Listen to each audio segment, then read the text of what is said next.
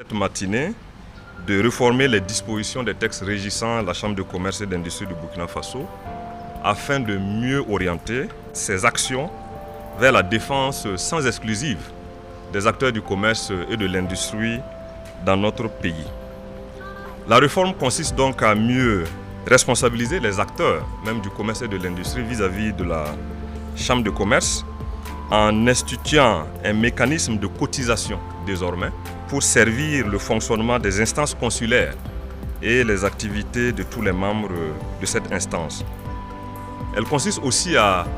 recadrer et à rationaliser la gestion des ressources de cette institution qui, je voudrais le préciser, sont des ressources publiques qui ont été concédées par l'État à l'institution afin que ces ressources puissent être orientées vers le développement du commerce, vers le développement de l'industrie dans notre pays. Enfin, elle consiste aussi à faciliter et accélérer la réalisation d'un ensemble de grands projets structurants de développement du secteur dans le cadre du plan d'action pour la stabilisation et le développement à travers une meilleure précision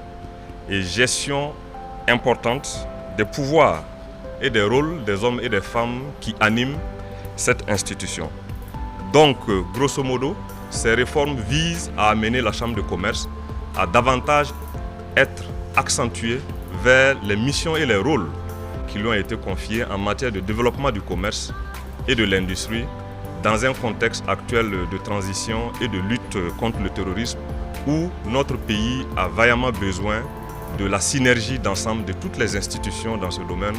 pour qu'ensemble nous allons vers des lendemains meilleurs pour notre pays, le Burkina Faso.